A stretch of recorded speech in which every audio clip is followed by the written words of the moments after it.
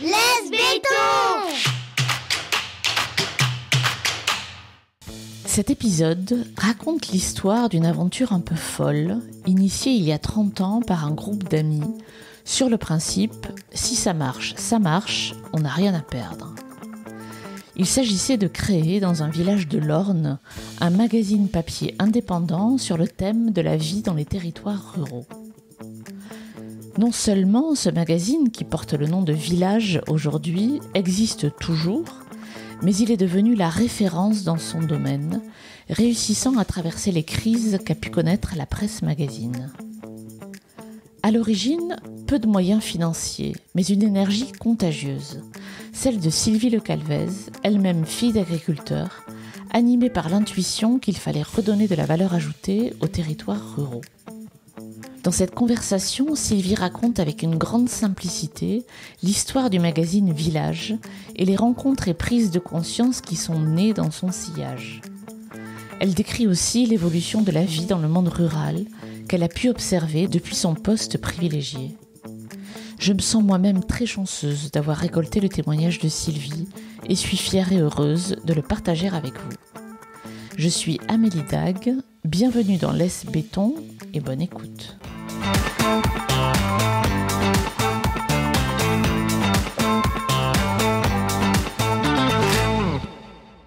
Bonjour Sylvie. Bonjour Amélie. Merci de me recevoir. Je crois, c'est le dernier jour dans vos locaux ici à Saint-Paul, dans l'Orne. Vous déménagez la semaine prochaine. C'est ça. On vous accueille dans les cartons. Tout un symbole. J'arrive toujours le jour où il faut, moi. Alors, vous avez créé et vous dirigez le magazine Village, qui se consacre depuis 30 ans, cette année, c'est bien ça, à la vie dans les territoires ruraux. 30 ans, c'est tout jeune, en fait. C'est ça. 30 ans d'histoire, c'est incroyable. Quand on l'avait imaginé avec des amis, parce que ça a commencé comme ça, il y a 30 ans, on s'était dit, on tente l'aventure, et puis si ça marche, on n'a rien à perdre. C'est une belle expérience. Et si ça marche pas, on arrêtera. Où est le problème? On avait quitté nos boulots tous respectifs et on s'est dit, on verra. Si ça se trouve, ça sera 6 mois, ça se trouve, ce sera 1 an. Et puis 30 ans après, on est toujours là. C'est presque toujours aussi autant un challenge qu'au début. Ouais. Mais on est toujours là, ce qui est pour nous aussi incroyable. Que ça répond quand même à des attentes. Et puis, on est tellement passionnés par ce sujet qu'on n'a jamais lâché. Donc ça a marché. Il y a des choses qui ont marché, en tout cas, pour que ça tienne 30 ans. Oui, bien sûr. 30 ans pour un titre de presse, surtout aujourd'hui indépendant. Et il y en a quand même pas beaucoup. Quelle était l'intention au départ? Qu'est-ce que vous cherchiez à faire? Eh bien, c'est vraiment lié à chaque fois, chaque projet lié à des rencontres. Ouais. Souvent, les rencontres jouent énormément dans la vie. Et puis, à une histoire personnelle aussi. C'est aussi la rencontre entre une histoire personnelle et des rencontres avec d'autres personnes. Et pour ma part, je suis fille d'agriculteur. Donc, de polyculture élevage, de l'Orne. D'accord. Là où on est installé aujourd'hui, mais de l'autre côté du département. Et je trouvais que l'agriculture a été de plus en plus spécialisée sur des secteurs, avec de moins en moins d'activités diversifiées et de moins en moins de ventes directes. Même si en Normandie, on a souvent été très tôt sur des circuits longs. Ouais. C'est pas comme des zones de montagne qui ont très vite vendu des fromages en direct, etc. Mais néanmoins, c'était de plus en plus vrai. On fabriquait plus la crème, on fabriquait plus le beurre, et on vendait son lait à la coopérative, et c'était de plus en plus dur. Et donc, très, très jeune, je me suis dit, il faudrait faire quelque chose pour redonner de la valeur ajoutée dans les territoires ruraux et dans les exploitations, et pas être juste des fournisseurs de matières premières. Ça, c'est ce qui m'animait tout au début, mais bien avant Village, qu'on a pourtant fait relativement jeune. Et je me suis dit, je vais travailler cette question-là.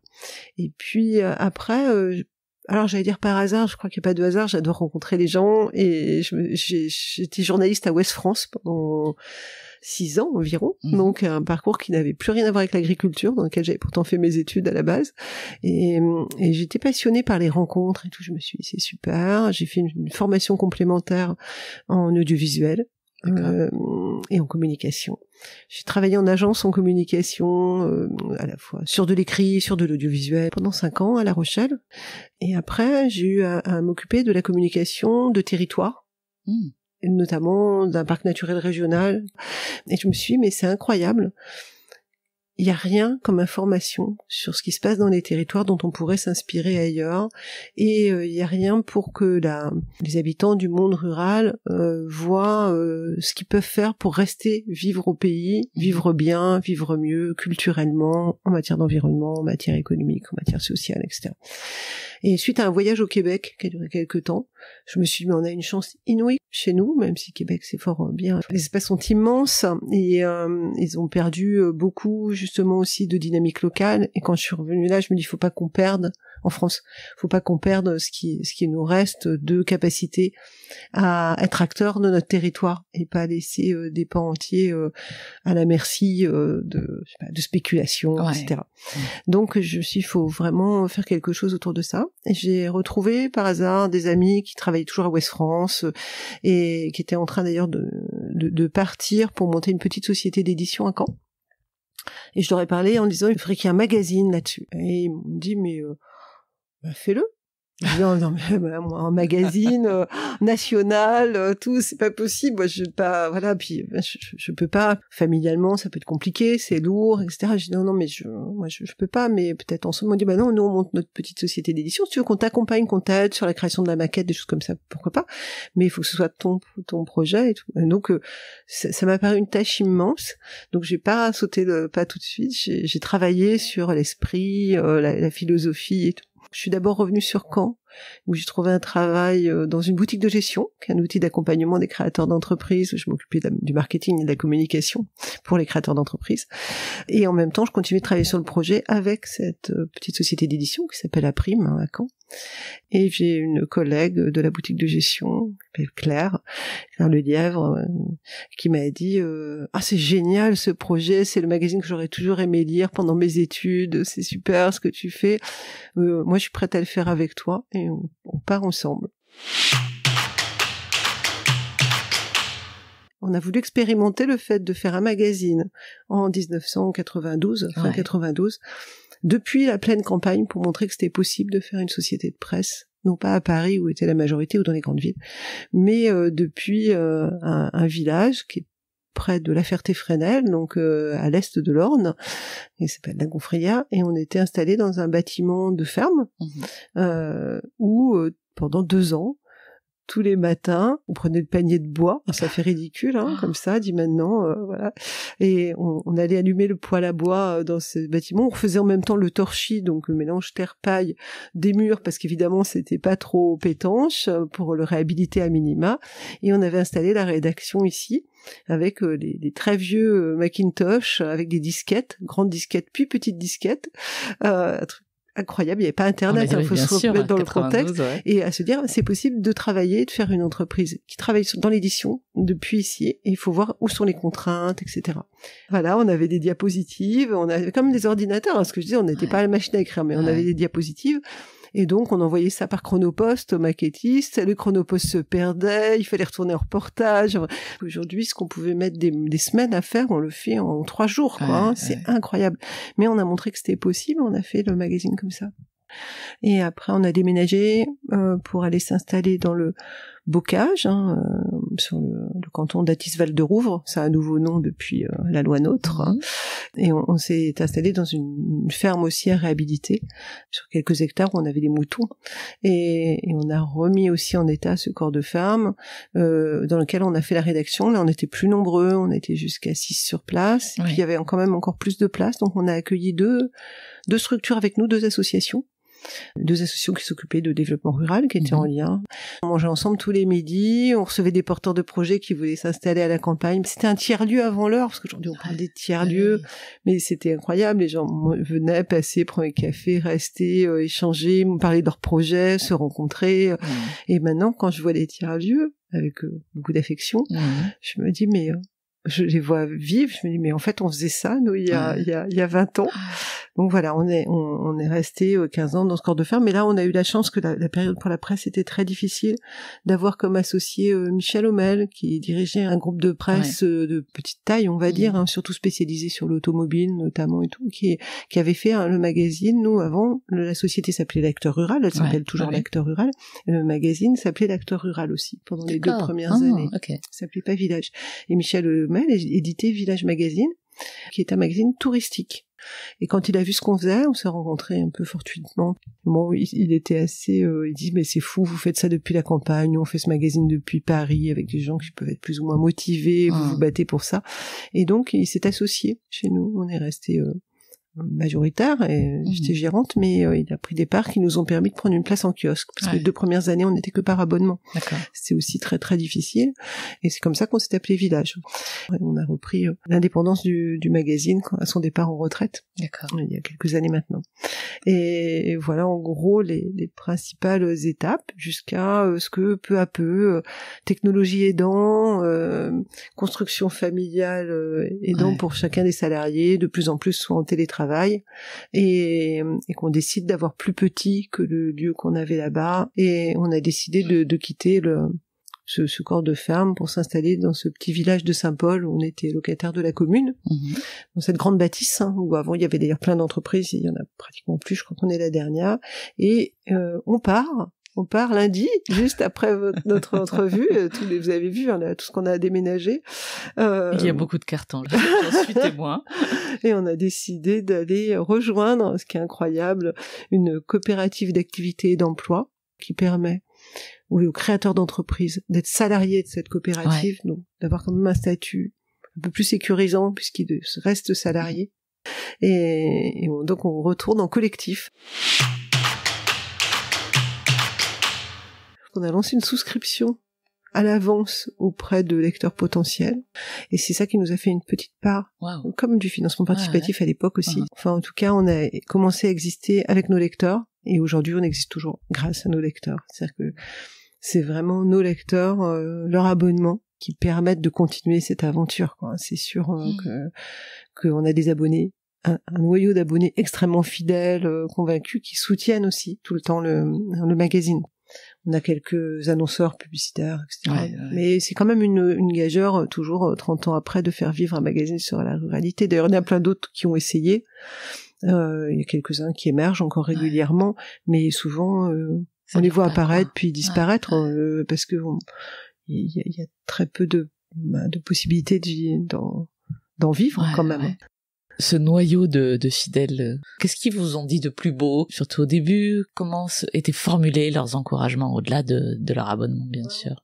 Ce que moi j'entends le plus et auquel je tiens, et ce que je défends aussi à Village, après avec l'équipe, c'est que ça leur donne de l'énergie et ça leur donne de la joie. Et quand je vois qu'ils sont heureux parce que ça leur donne du ressort, parce que quand dans ce monde qui est de plus en plus aujourd'hui difficile, en termes de violence, en termes de réchauffement climatique, de perte de biodiversité, etc., très dur, c'est qu'ils disent tenez parce que vous nous donnez de l'espoir que d'autres choses sont possibles, qu'un autre modèle est possible, et c'est vraiment c'est vrai. Ou alors quand on nous dit c'est grâce à vous que j'ai rencontré un tel et que je me suis installée, nous ça nous fait, on se dit mais là vraiment on sert à quelque chose, quoi. C'est j'ai franchi le pas grâce à vous. On est vraiment un média au sens, on est vraiment un pont, une passerelle entre des gens qui montent des projets, et c'est comme si c'était des rencontres un peu par procuration et qui parfois se traduisent souvent d'ailleurs régulièrement rencontres réelles. Quelqu'un a lu un article, se dit je passe pas loin, je vais contacter, je vais aller voir, tiens je vais me renseigner. C'est la vraie vie derrière. C'est la vraie vie derrière. Et quand ça nous remonte, parce que parfois nos lecteurs ne le disent pas, mais on le sait ou par hasard en les rencontrant sur des événements ou autres, ou parce qu'ils nous écrivent, ce qui est plus rare mais ce qui arrive quand même régulièrement de temps en temps.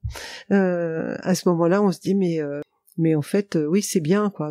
C'est pour ça qu'on a une petite baseline, un petit sous-titre qui s'appelle le plein d'énergie positive. C'était suite à cette réflexion en disant, en fait, il puise dans le village de l'énergie pour construire. Alors j'imagine qu'en 30 ans, il s'est passé plein de choses, mais est-ce qu'il y aurait une histoire particulière qui vous revient en mémoire de ce pont auquel vous auriez servi, même quelque chose d'anecdotique qui vous revient, où vous vous seriez dit, c'est pour ça qu'on a déplacé des montagnes, en fait? Ben c'est très dur de répondre à cette question parce que il y en a, j'allais dire tout le temps. C'est vraiment tout le temps.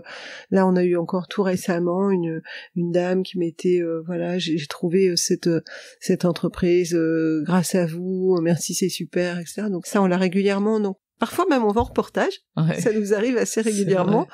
Et le journaliste me dit, qui est allé sur le terrain, me dit, ah mais tu sais, ce qu'ils font là, mais c'est par village en fait. Ah bon? Parce que nous on y va, on sait pas du tout que c'est par village qu'ils sont installés là en fait. C'est soit parce qu'ils ont lu village, parce qu'ils ont repris le commerce par village, parce que ils ont été associés. Il y avait un appel à associer où on essaye dans chaque portrait par exemple de mentionner de quoi la personne a besoin. Ça peut être de matériel, ça peut être de main d'œuvre, de quelqu'un associé, etc. Donc évidemment après ça crée des passerelles. Donc parfois on le découvre en reportage. Ça c'est une anecdote qui est assez rigolote et qui nous arrive, je sais pas dire régulièrement, ce serait peut-être exagéré, mais de temps en temps. On dit, tiens. Vous connaissez bien maintenant les territoires ruraux, là, vous connaissez particulièrement la Normandie, mais qu'est-ce qui a changé de manière générale sur les territoires ruraux en 30 ans? Ça c'est une question incroyable. C'est incroyable parce que je passe de c'est fou ce que ça a changé, mais en fait rien n'a changé. C'est vrai. C'est étonnant. Il y a 30 ans, quand on s'est créé, on n'avait même pas imaginé une seconde que des citadins venaient s'installer en territoire rural. Moi, je suis originaire de la campagne, mais mon associée, Claire, était originaire de banlieue parisienne. Et donc, on était contente parce que c'était une rencontre urbain-rural. Et c'était très riche, parce que sa vision n'était pas toujours la mienne, et c'était vraiment super, cette rencontre de deux femmes originaires d'endroits très différents. Ça a été très riche pour la création du magazine, et je pense que c'est toujours emprunt un peu de ça, de ce carrefour entre les villes et les campagnes. Mais on était destinés à des ruraux qui veulent rester vivre à la campagne et vivre mieux que de voir partir leurs enfants, leurs petits-enfants, les services, les commerces, etc. En disant, il y a quelque chose à faire pour éviter que les surfaces agricoles s'agrandissent, pour tout ça. Donc ça, c'était notre motivation. C'était vraiment de travailler sur les questions du développement local. On était en 92. En 92, c'était les assises de la désertification du monde rural portées. Donc, on ne parlait que désertification du monde rural. C'est très négatif. C'était très négatif. Et c'était, les élus pleuraient, je sais, pareil, je jette pas la pierre, mais pleuraient en disant, c'est la désertification, il faut que l'État nous aide, c'est la désertification, c'est la désertification. Attention, je ne dis pas qu'aujourd'hui, il y a plus de villages qui perdent des habitants. On est d'accord. Mais c'était vraiment le discours ambiant général national. On parlait jamais de citadins qui viendraient en 92 s'installer à campagne. Pourtant, les recensements précédents, notamment celui de 82, commençaient à avoir une petite inflexion du solde migratoire. Mais c'était à peine perceptible et c'était pas du tout vu par les institutions. C'était pas le focus, quoi. C'était pas le focus. Et au contraire, on était dans un discours, il y aura plus personne dans les campagnes, etc. Ce qui était à plein d'endroits assez juste. Donc nous, on disait, il faut arrêter ça. Et le magazine a été créé, non pas, ça n'a jamais été un magazine pour que des citadins viennent s'installer à la campagne, c'est un magazine sur qu'est-ce qu'on peut faire en milieu rural. D'accord. Après, évidemment, aujourd'hui, on est lu à peu près par, je dirais à peu près 30%, 25% de lecteurs urbains qui veulent s'installer au milieu rural et qui veulent voir vraiment pas une vision idyllique du monde rural, mais vraiment ce qui se passe en termes d'enjeux, de dynamique, d'action entreprise, etc. D'accord. Et en montrant surtout que le milieu rural est un laboratoire d'innovation. Pourquoi? Parce qu'il y a moins de monde, quand même, en densité, et qu'il y a une plus grande proximité, souvent. Faut pas non plus enjoliver, dans la nuance, mais il y a quand même une possibilité de créer des liens, et assez plus aisé parfois, plus dur aussi parfois, évidemment, mais plus aisé, et surtout, on peut monter des projets pour moins cher aussi, quand on démarre. Et donc, c'est une aubaine parce que ça permet à des nouveaux projets de s'installer avec moins de moyens que dans les grandes métropoles, par exemple, souvent, et en même temps d'expérimenter des choses. Et donc, c'est un vrai territoire d'expérimentation. On le dit depuis le début, mais on voit les innovations, souvent elles naissent dans les territoires ruraux, En fait, nous, on a un peu expérimenté, on était la première entreprise de presse en France à expérimenter le télétravail. On a été vus par des grands groupes, je ne citerai pas les noms, qui sont venus nous voir, mais comment on peut fonctionner au télétravail? Il y a des salariés qui nous disent, mais parce que quand on est en milieu rural, on est obligé d'expérimenter. On expérimente plein de choses parce que tout est loin, parce qu'on fait d'autres, on expérimente dans le domaine de la culture, du social, etc. À l'époque, c'était vraiment la désertification, et nous, comment on va apporter notre petite pierre pour éviter ça et faire en sorte que ceux qui sont développent de la valeur ajoutée. C'est un peu un terme économique, c'est pas très joli, mais arrivent à redonner de la valeur à leur territoire. Et après, en fait, au recensement suivant, remontrer encore que il y avait quand même un gain de population et personne ne voyait. Et en 95, j'espère que je dis pas de bêtises sur les dates, d'avance mes excuses à ceux qui écouteront ce podcast. Qui sont très à cheval sur les dates de recensement, il doit y en avoir beaucoup. Qui diront, mais c'est quoi? Mais non, c'était pas le bon recensement. Mais en tout cas, en 95, quand on est passé en kiosque, comme effectivement le discours ambiant était la désertification, on avait une rubrique de petites annonces. Ouais. Et les gens, ça a été la vraie révélation de village, envoyer des annonces en mettant famille cherche à redynamiser village. Voilà, comme si c'était un métier. C'était, on allait vivre de la redynamisation du village. On s'est dit, oh là là, mais comment s'il y a un malentendu? Sauf que nous, on était une petite équipe en train de gérer un titre de presse, avec plein de contraintes, plein de soucis, y compris de financement, déjà, surtout au démarrage, c'était déjà très, très dur. Et on voyait ça passer, mais on n'en faisait rien, on le voyait passer. Et on a été contacté par quelqu'un qui a beaucoup compté dans ma vie, qui compte toujours beaucoup, mais elle est très largement retraitée, qui s'appelle José de Félix, qui a monté le premier DESS, les ex-masters, de développement local à Jussieu, et qui nous a contactés en disant, vous avez vu vos annonces, mais c'est incroyable, mais qui sont ces gens qui veulent partir redynamiser un village, qui évidemment se cassent le nez forcément à l'arrivée, parce que les élus comprennent pas ce qu'ils veulent faire, pourquoi ils sont là, où est-ce qu'ils vont loger, etc. Est-ce qu'on peut se servir de vos petites annonces pour enquêter sur ceux qui partent à la campagne? Je dis, oh, mais bien sûr, juste vous nous donnerez les résultats, c'est tout. Et donc ça a servi de base, pas que nous, mais de leur base de données pour faire ça. Et José de Félix m'a recontacté, c'est devenu après une amie proche, mais en me disant, pour la restitution, je pense qu'il faut faire un grand colloque national et montrer, pas qu'avec ça, mais montrer ce qui est en train de se passer en termes d'inflexion des flux, de montrer au pouvoir public, à la DATAR à l'époque, montrer à toutes les institutions, la SAFER, etc., ce qui est en train de se passer, qui sont ces gens qui partent, pourquoi ils se cassent le nez à l'arrivée, qu'est-ce qui se passe, comment ils sont reçus, pourquoi la passerelle ne se fait pas, etc. Et donc on a fait ce colloque, on était à peu près 250, je dis ça de mémoire, à Paris. Et c'était la première fois qu'il y avait des pouvoirs publics, et je me souviens de quelqu'un à la DATAR qui nous a dit, mais moi dans mon bureau j'ai des gens qui m'appellent alors que c'est pas du tout mon travail pour me dire qu'ils veulent partir, je savais justement pas quoi faire, etc. Et suite à ce colloque, on a décidé de créer, à côté de Village bien sûr, le collectif Ville Campagne, qui était cette association nationale qui rassemblait les institutions, qui étaient partantes pour travailler sur qu'est-ce qui était en train de se passer en termes de mouvement de fond et non pas d'épiphénomènes, et pour travailler sur comment faire pour améliorer cette transition, non pas faire venir à tout prix, c'était pas du tout notre sujet des urbains à la campagne. On fait pas de prosélytisme, puis ça nous intéresse pas du tout. Il y a des gens à un moment, et j'en sais quelque chose, quand on a des jeunes adultes chez soi ou des grands adolescents, ils font des études, c'est pas le moment de partir. On a des moments où on est très âgé, on est très bien en ville parce qu'on a tous les services et que c'est facile, on peut plus prendre sa voiture, etc. Donc, il n'est pas question de convaincre qui que ce soit de venir habiter à la campagne. Ça n'a jamais été notre credo. Mais au moins pour ceux qui voulaient le faire, de faciliter les passages et d'en faire une force. Et non pas qu'il n'y ait pas de rejet à l'arrivée. De rejet de ruraux qui ont vu, à l'époque, et José de Félix en parle très bien, partir leurs enfants. C'est-à-dire qu'ils ont dit à leurs enfants, c'est pas viable ici, faut que tu partes, faut que tu fasses des études, faut que tu ailles à la ville, en gros. Quand même, c'était ça, sociologiquement, le mouvement de fond. Et qui voyaient après revenir d'autres. Ils disaient, mais ça marchera jamais, mais ils sont fous, mais qui c'est ceux-là? Et donc il y avait une espèce d'incompréhension qui se passait sociologiquement. Et donc finalement, on a travaillé sur ce collectif Ville Campagne à côté pendant 15 ans à peu près de collectif sur le travail sur comment améliorer les conditions d'accueil en milieu rural. Voilà. Et nous, on pouvait pas faire. Un village, c'était pas notre mission. On éditait un magazine on pouvait pas tout faire. Et donc, d'un seul coup, c'est le collectif qui a pris aussi le relais de l'accueil de porteurs de projets que nous on faisait sur notre site. C'est aussi ça qui nous a permis aussi de dire maintenant, finalement, on peut peut-être déménager, prendre un peu plus petit, qui sont en télétravail, etc. C'est quand même dingue quand on remet l'histoire, les points de l'histoire bout à bout, tout ce que ça a permis, quoi, tout ce que ça a initié, en fait, votre idée de base de faut quand même en parler de tout ça. Sans jamais rien, en laissant venir les choses telles qu'elles sont, en prenant les situations telles qu'elles sont. Et puis pour revenir sur votre question de comment ça a évolué, ce côté désertification comme ça, passive. J'appelle ça passive.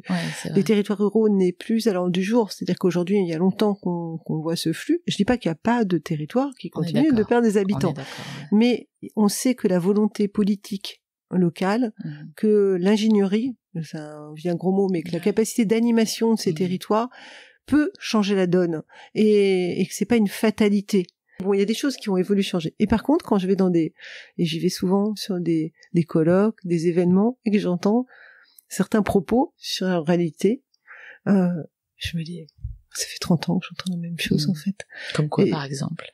Mais finalement, c'est quoi le bon échelon territorial pour agir? Mais on perd un temps fou avec des questions comme ça, pendant lesquelles on ne fait pas. Le bon échelon, c'est celui où on peut agir, c'est tout. Il n'y a pas de... Et de passer comme ça du temps sur des questionnements, je parle de celui-là, mais il y en a pas mal... il y en aurait pas mal d'autres sur, effectivement, comment on fait pour... face aux citadins qui arrivent. On capitalise pas sur tout ce qui a été fait pendant les années antérieures, je trouve. Enfin, pas assez par rapport à... on a du mal à avancer, mais ça doit être vrai sur tous les sujets. Je dis ça parce que c'est mon sujet, mais sur tous les sujets, des fois on se dit mais finalement on bouge pas, quoi. Et puis parfois on régresse. Par exemple, on a bien vu l'avancée des circuits courts et la valorisation justement des productions. On a bien vu l'avancée de la bio qui était quand même utile pour notre santé, certes, mais surtout aussi pour la biodiversité, pour la qualité des sols, etc. Et on voit qu'un coup de crise comme celle qu'on vit ces temps-ci avec l'Ukraine, etc. Ce besoin d'alimentation fait qu'on repart à de l'intensif parce que il faut produire, etc. Et que ce qu'on a gagné d'un côté, hop, c'est très fragile, on le repère de l'autre. Donc sur 30 ans, oui, il y a eu des choses qui ont avancé, et puis il y a eu des choses qui ont régressé, puis il y a des choses où on a le sentiment que ça n'a finalement pas bougé, quoi. Donc ça, des fois, ça déprime un peu. Je comprends. Vous avez dû en voir des citadins, justement, directement ou indirectement, qui ont quitté la ville pour s'installer quelque part dans un monde moins dense. Qu'est-ce que vous auriez envie de leur dire à ces gens-là, qui sont les auditeurs préférés du podcast? Peut-être que la réponse est rien, hein, mais peut-être que la réponse c'est il y a pas de généralité, etc. Mais est-ce qu'avec tous ceux que vous avez rencontrés, il y a des choses à savoir, il y a des mises en garde particulières, ou il y a des allez-y, c'est votre histoire? Qu'est-ce que vous avez envie de partager? Quand on a vraiment envie, qu'on sent que c'est notre place, qu'on a envie de le faire, il faut faire. Et bien sûr, il faut mesurer pour soi les risques quand même, pour pas se retrouver dans une situation, surtout quand on a une petite famille. Bien sûr. Il faut pas envoyer des gens dans le mur, ça c'est sûr.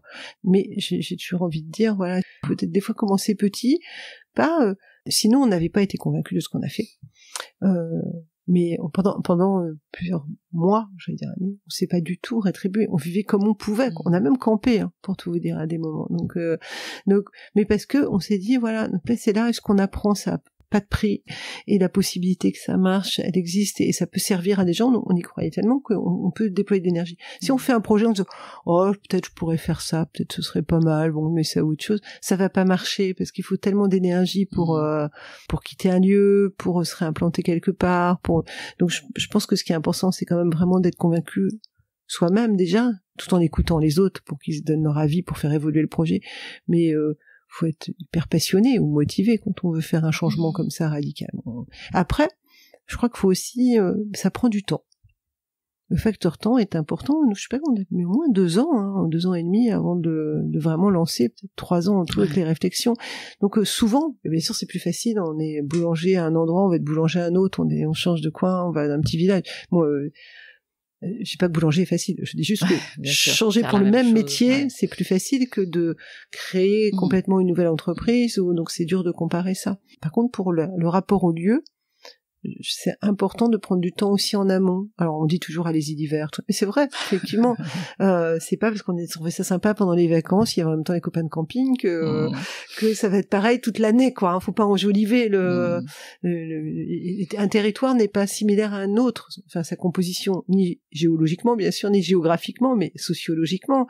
C'est pas tous le même niveau d'âge moyen, c'est pas les mêmes catégories socio-professionnelles, et c'est pas les mêmes ressources qu'on peut valoriser ou dans lesquelles on peut s'associer. Donc, faut prendre le temps de comprendre tout ça et d'aller voir effectivement des animateurs de structure, les élus de base, des gens.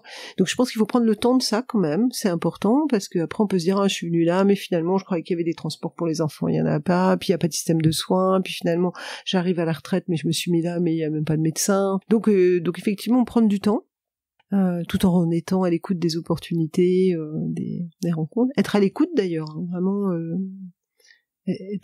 avoir des convictions, mais en même temps être à l'écoute, avoir une forme d'utopie certes, mais en même temps être à l'écoute, parce que certains s'enferment dans leur Aurélie n'écoute pas et ça répond pas aux besoins. Moi, j'ai vu émerger des projets. Je dis citadins, dis pas parisiens, hein, d'agglomérations de taille moyenne ou grande, de métropole.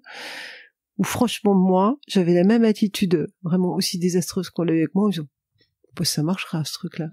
C'est-à-dire que même moi, je me disais, waouh, c'est risqué. Mais en fait, c'est des gens qui ont tellement bien compris l'évolution, rencontrer des gens, pas fait tout seul, pas faire tout seul non plus. Enfin, moi, j'y crois pas. Et de plus en plus, on voit se monter des projets collectifs, et je trouve ça bien. C'est problématique parce que c'est compliqué, hein, mais quand un tiers-lieu se monte, est monté et créé par une commune. Régulièrement, il y a des échecs. Le tiers-lieu est vide.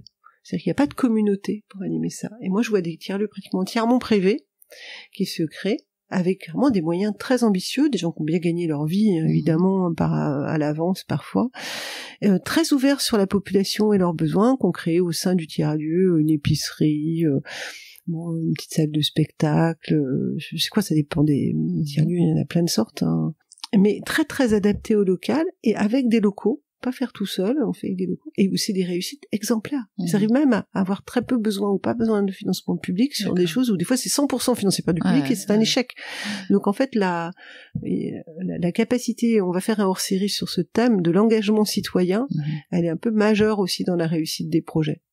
Et surtout à leur démarrage, quoi, hein, donc porter, et c'est pas facile, quoi. Et si on veut faire un truc tout seul qui en plus est atypique, là, c'est pas forcément compris.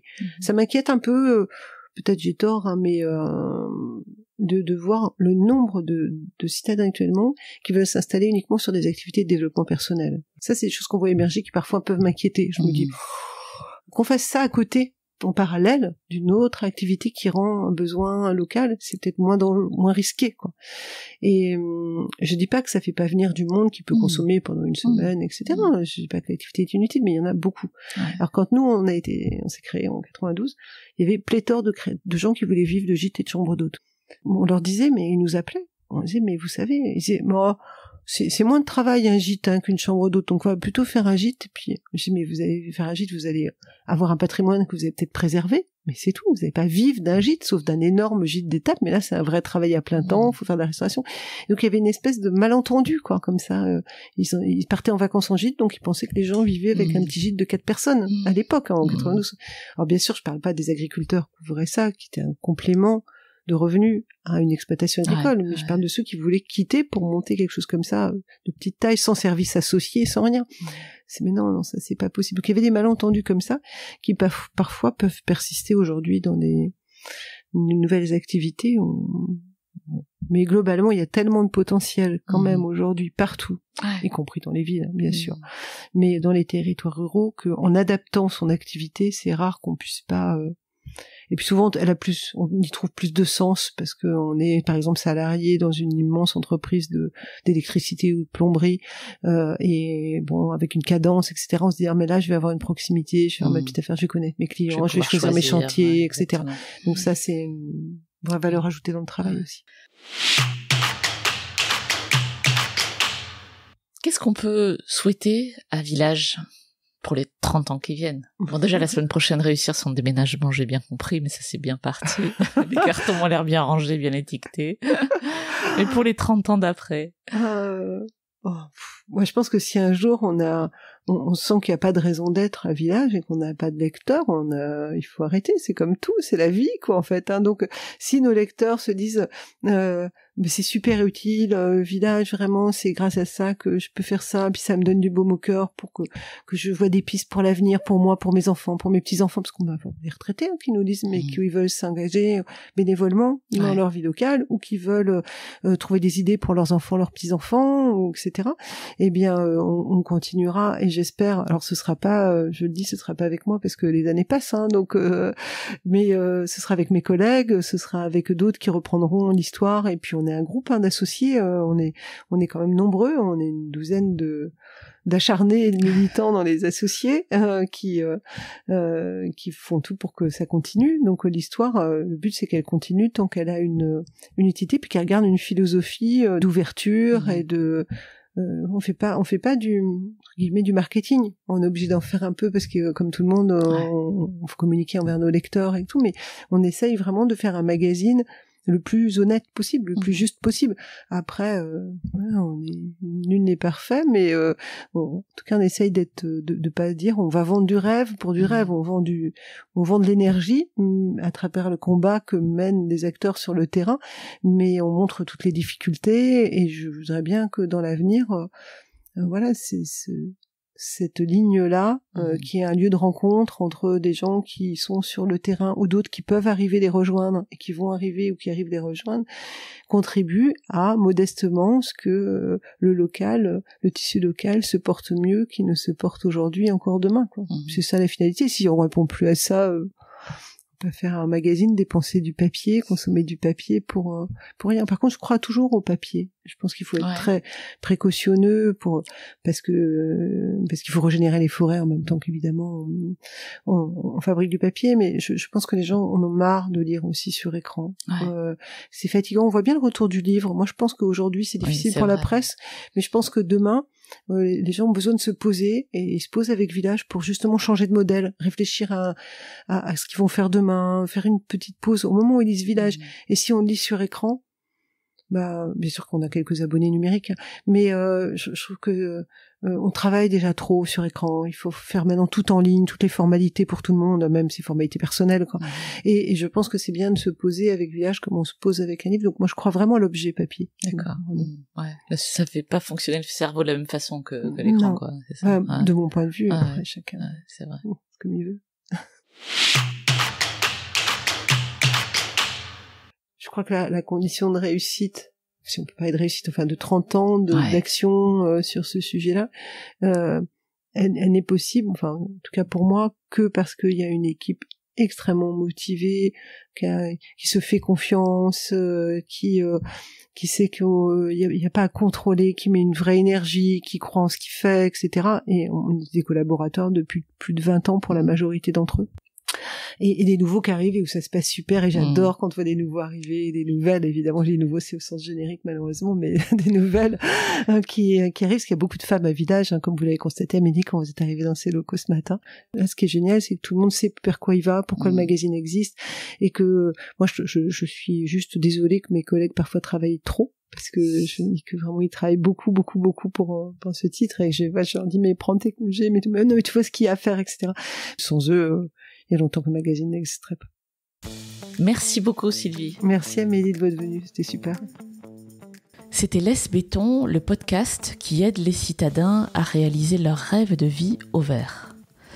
Si vous voulez réagir à cet épisode, témoignez vous-même au micro de Laisse Béton ou me suggérez des invités, écrivez-moi à amélie@laisse-béton.fr. Laisse Béton est également présent sur Instagram, Facebook, Twitter et LinkedIn. Si vous aimez ce podcast, abonnez-vous sur Apple Podcast, Google Podcast, Spotify ou Deezer.